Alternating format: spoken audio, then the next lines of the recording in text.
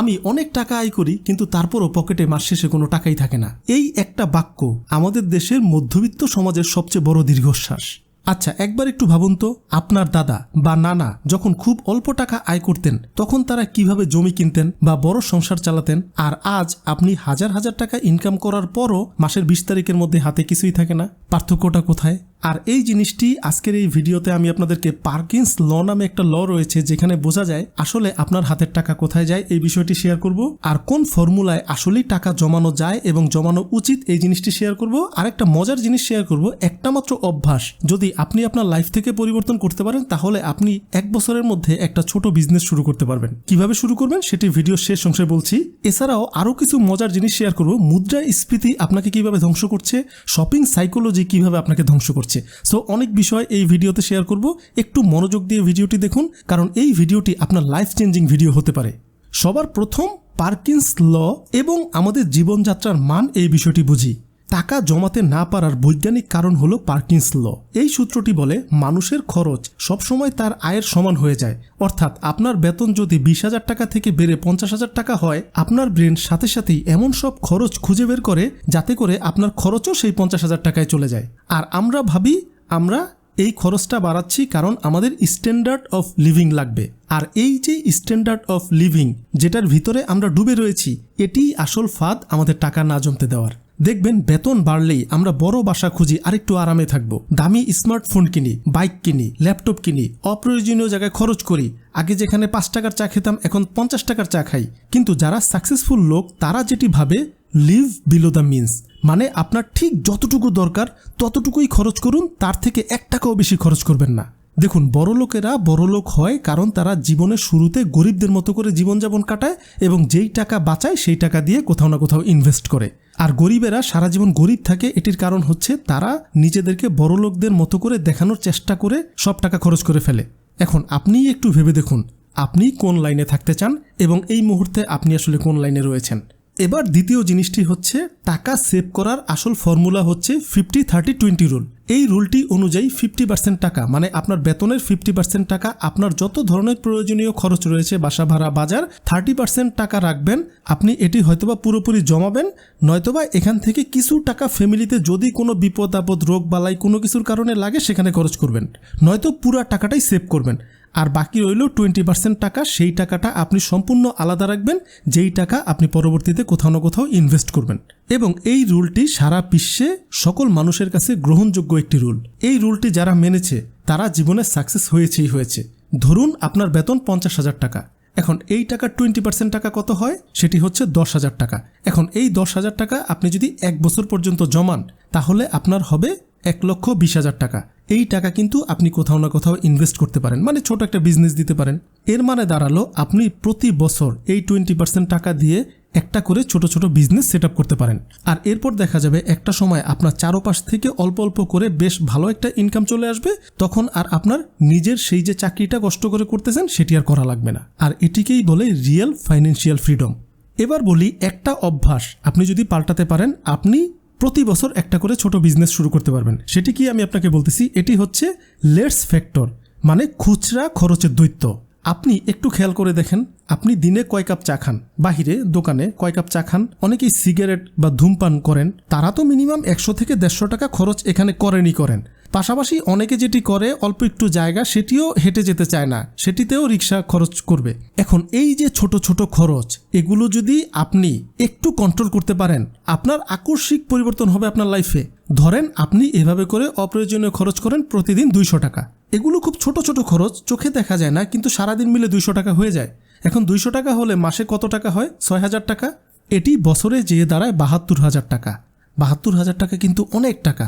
আপনি ভাবেন এই যে ছোট ছোট খরচ এগুলো করেই তো আমি বেঁচে আছি, বিলিভ মি এগুলো না করলেও আপনি বেঁচে থাকবেন। যারা এগুলো খরচ করে না তারা কি আপনার চেয়ে কম ভালো আছে সমাজে? কখনোই না। এখন আপনি বলতে পারেন ভাই এগুলো তো হ্যাবিটে দাঁড়ায় গেছে, এখন এগুলো তো ছাড়তে পারতেছি না। আপনাকে এগুলো একটু কষ্ট করে ছাড়তে হবে। যেই জায়গাটায় একটু হেঁটে যাওয়া যায় এটা হেঁটে যেতে হবে। যেখানে আপনি প্রতিদিন বাইরে 6 কাপ চা খান এখানে 2 কাপ চায়ে নিয়ে আসতে হবে। যেখানে আপনি ধূমপান করেন 100 টাকার এখানে 20 টাকাতে নিয়ে আসতে হবে। পারলে ছেড়ে দিতে হবে। এই কাজগুলো করতে হবে একটু কষ্ট করে।